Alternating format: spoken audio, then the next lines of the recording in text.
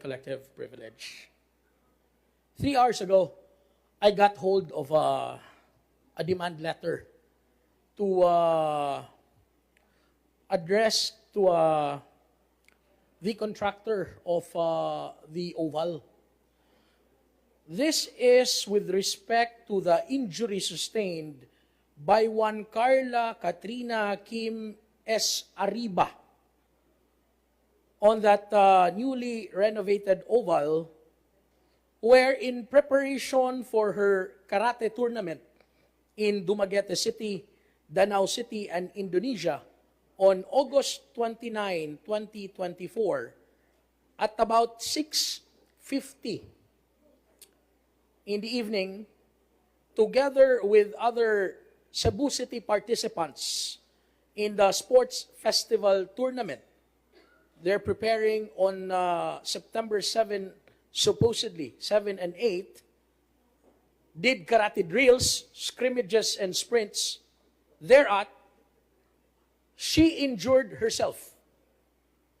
A member of the Karate Do Philippine team and a competitive badminton player, the exercises she conducted were common, but in her last sprint, when she was about to reach the finish line, she stumbled on that particular lane that was uneven and broke her finger, immediately subjecting her to medical intervention to reduce the pain and swelling.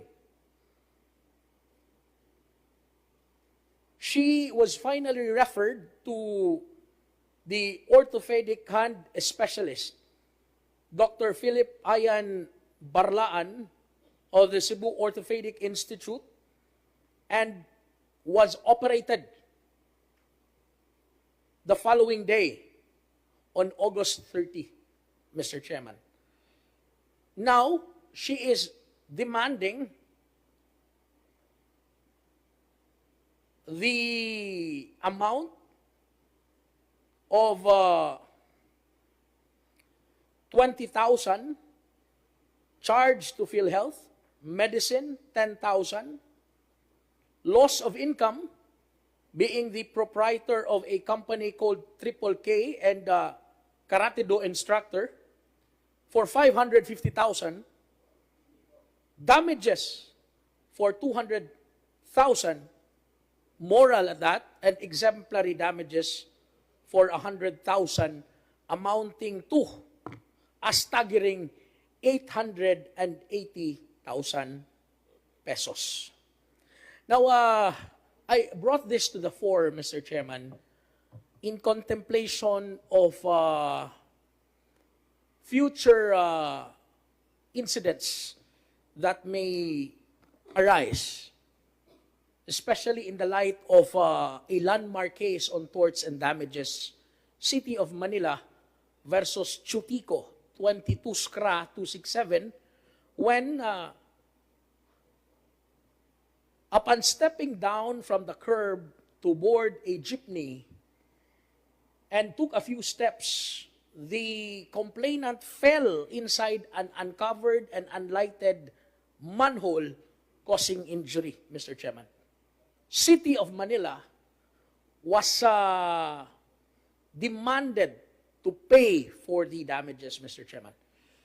Now, we knew the success of the Palarong Pambansa, Mr. Chairman. Cebu City took the center stage when it hosted the Palarong Pambansa, Mr. Chairman. You being our ambassador, the great Don Ontiveros, Mr. Chairman. We can only be proud of you, our Cebuano hotshot, being there. And after 30 years that it has returned here in the city, our hosting shone a spotlight on the Cebu City Sports Center and its iconic facility, the rubberized track oval.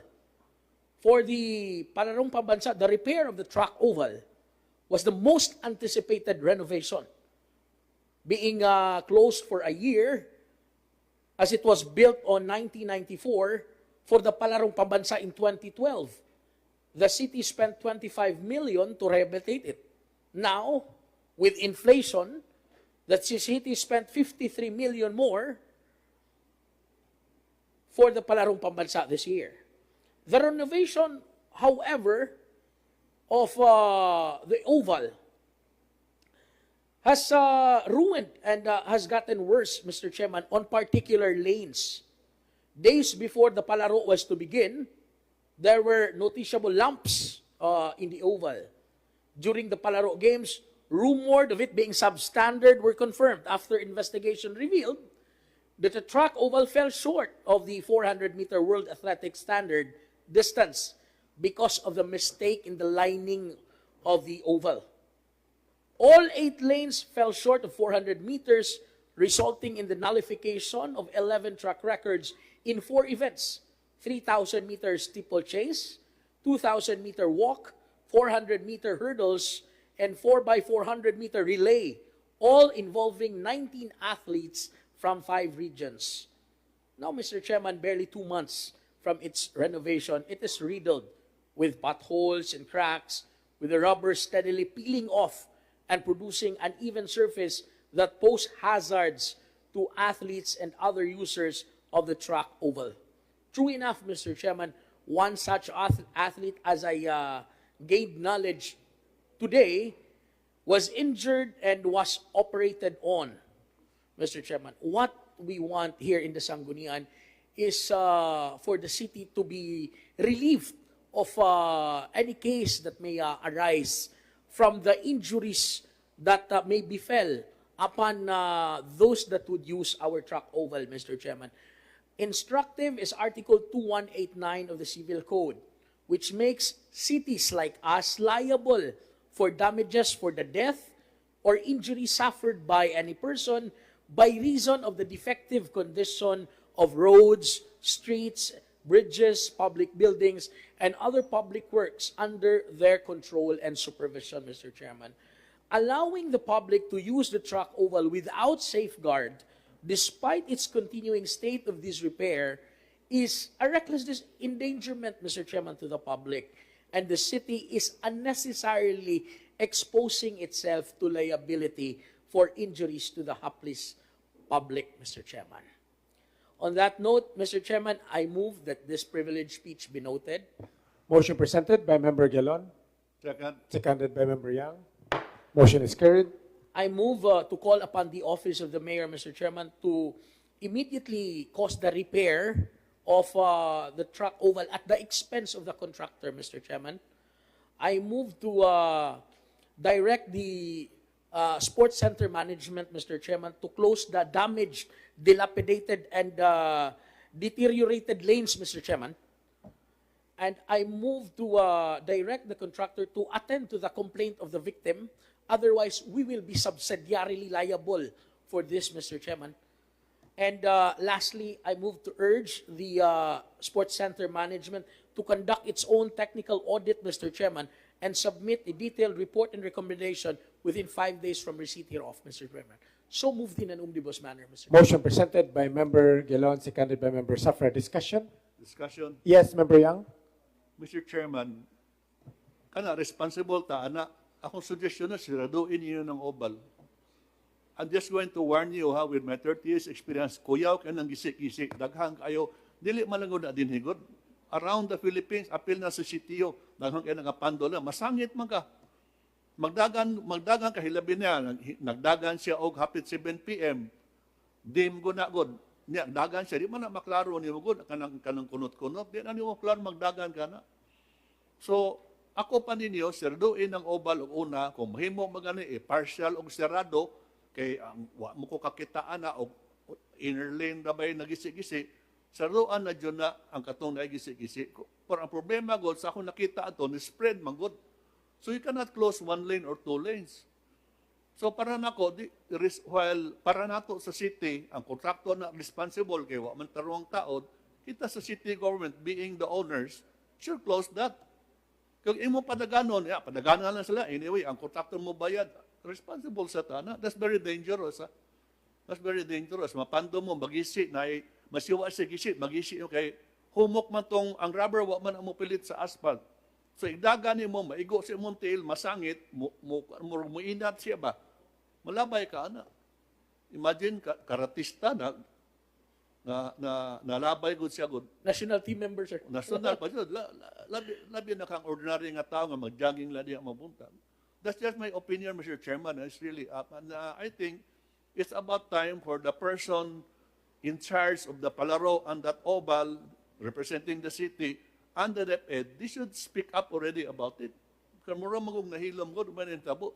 Maingon naman lang noon si Mayor Garcia nga, ayuhon, pagitakibaw ko sa inhitabo, kaya responsible, ayuhon na niya. Pero may budget, niya ayuhon, bati, ang gawas, ang gisi lang yapon, saan man na to? Diba? So just as my comment, Mr. Chairman, I'm really concerned about it because I'm afraid nga, naapa niya daghan niya noon, aksidente niya, na dako kaya tagastuan. Thank you. Thank you, Chair. Member Yang. Member De Los Santos.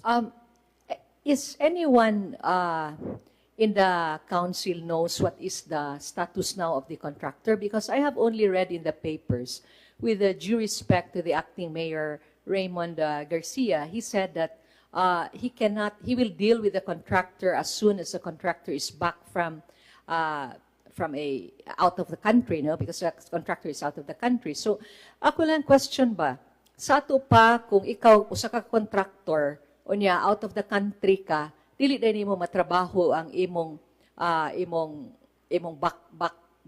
unsa niya? Back job, back job. O back job di mo dili nimo matrabaho kay tungod nilarga ka sa ato pa ang gipasabot ba ni acting mayor Garcia nga ang katong contractor nga nilarga man ka sa Amerika dili mo trabaho so sa ato pa siya ang mangunay og trabaho sa Oval? Is he a legitimate or a fly-by-night contractor? So, if are legitimate contractor ka, with integrity and credibility na pagka-contractor ka, bisan pag-asa kang ispidnuha sa kalibutan, to apakas Timbuktu, to apakas Amerika, or whatever, ug naay diferensya sa imong gitrabaho, you can just delegate to the person concerned nga trabahua ang Oval, imong back job diha, maoni ug mauna. Nganon di pa man huwaton pa man sa atong acting mayor, Mr. Chair, nga moabot to ang contractor gikag Amerika usa matrabaho. So sa ato pa, are you telling us that the contractor will be the one to do the job, literally? Nga siya mangunay sa trabaho sa Oval? Is that the case? I do not know, Mr. Chair, if who really can answer the query pertaining to the Oval. Kay 2 months has passed after palaro. Nakita na to, nagpa-picture pa gani ang atong acting mayor diha nga nakita ta nga guba ang Oval. Unya lahi to ang state sa Oval before na pasigarbo. Matud pa sa istorya sa social media, ako lang ning ipagawas. After kuno sa pasigarbo, ug mutan-aw ka sa Oval ug sa Cebu City Sports Complex, no? Mura kuno nagian og gira. True or not, I do not know, no? Pero I do not know on the liability on the part of the contractor, asa taman mo bayad before the palaro and after the palaro. So, how far can we demand from the contractor? Yes, Mr. Chairman. Member Ong. Mr. Chair, that's a very good observation. I think we can always go back to Republic Act 9184. That is the law, the procurement law. And I think the best person to answer first of that is the BAC. How did they award? What are the conditions they have placed on the awards? Because tam gina responsibility, nam gina warranty, Mr. Chair. So I think normally na 1 year retention, something like that, even how to qualify. I think we have to ask sa BAC, unsa na ila sa gi-action, kay sila magoy ni qualify, ug sila sa ni-award na, Mr. Chair. But definitely, I agree. Kinahanglan gyud ayuhon ang atong Oval.